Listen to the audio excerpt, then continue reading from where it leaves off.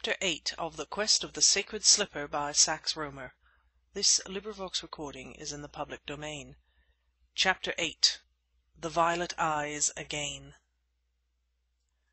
At 4 o'clock in the afternoon I had heard nothing further from Bristol, but I did not doubt that he would advise me of his arrangements in good time.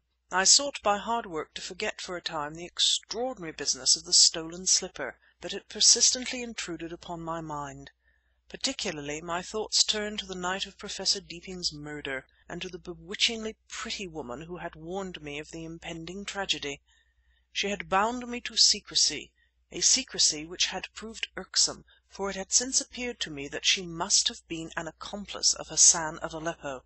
At the time I had been at a loss to define her peculiar accent; now it seemed evidently enough to have been Oriental.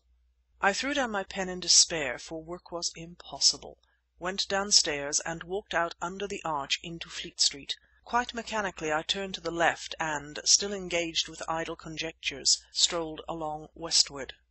Passing the entrance to one of the big hotels, I was abruptly recalled to the realities by a woman's voice. "Wait for me here!" came musically to my ears. I stopped and turned. The woman who had just quitted a taxicab was entering the hotel. The day was hot and thunderously oppressive, and this woman with the musical voice wore a delicate costume of flimsiest white. A few steps upward she paused and glanced back. I had a view of a Greek profile, and for one magnetic instant looked into the eyes of the deepest and most wonderful violet. Then, shaking off inaction, I ran up the steps and overtook the lady in white as a porter swung open the door to admit her. We entered together. "Madam," I said in a low tone, "I must detain you for a moment. There is something I have to ask." She turned, exhibiting the most perfect composure, lowered her lashes and raised them again, the gaze of the violet eyes sweeping me from head to foot with a sort of frigid scorn. "I fear you have made a mistake, sir. We have never met before." Her voice betrayed no trace of any foreign accent. "But—" I began, and paused. I felt myself flush, for this encounter in the foyer of an hotel, with many curious onlookers, was likely to prove embarrassing if my beautiful acquaintance persisted in her attitude. I fully realized what construction would be put into my presence there, and foresaw that forcible and ignominious ejection must be my lot if I failed to establish my right to address her. She turned away and crossed in the direction of the staircase.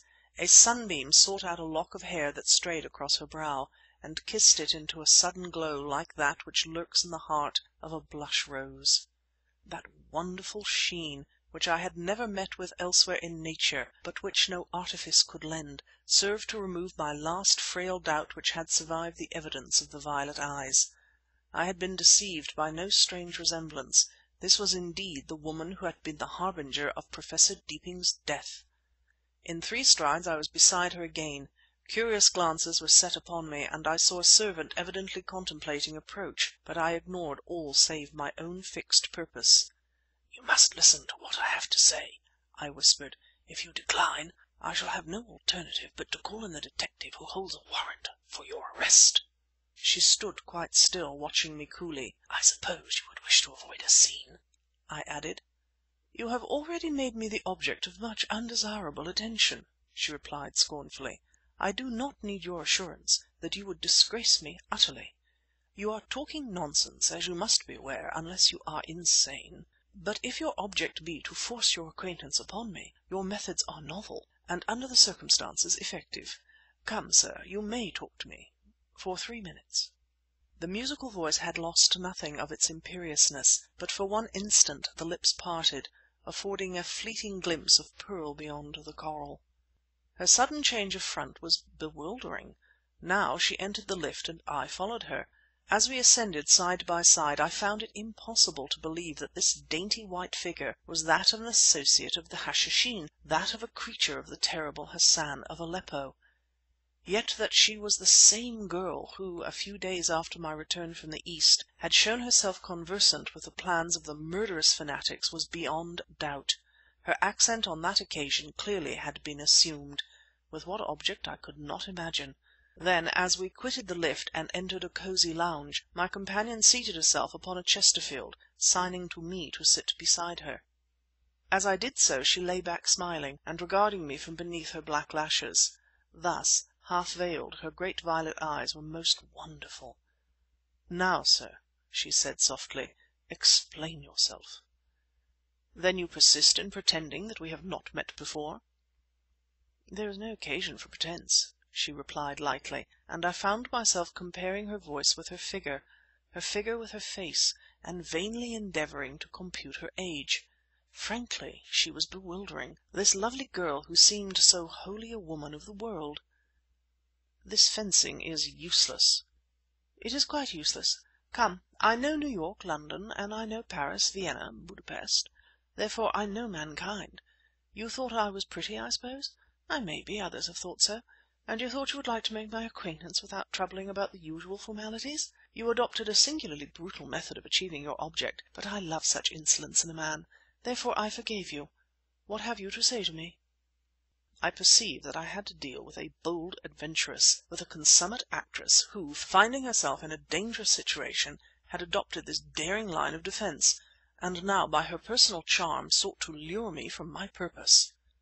But with the scimitar of Hassan of Aleppo stretched over me, with the dangers of the night before me, I was in no mood for a veiled duel of words, for an interchange of glances in thrust and parry, however delightful such warfare might have been with so pretty an adversary.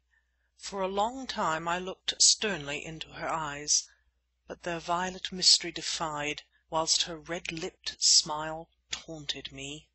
"Unfortunately," I said with slow emphasis, "you are protected by my promise, made on the occasion of our previous meeting. But murder has been done, so that honour scarcely demands that I respect my promise further." She raised her eyebrows slightly. "Surely that depends upon the quality of the honour," she said. "I believe you to be a member of a murderous organization, and unless you can convince me that I am wrong I shall act accordingly." At that she leaned toward me, laying her hand upon my arm. "Please do not be so cruel," she whispered, "as to drag me into a matter with which I truly have no concern. Believe me, you are utterly mistaken. Wait one moment, and I will prove it." She rose, and before I could make move to detain her, quitted the room, but the door scarcely had closed ere I was afoot. The corridor beyond was empty. I ran on. The lift had just descended. A dark man whom I recognized stood near the closed gate.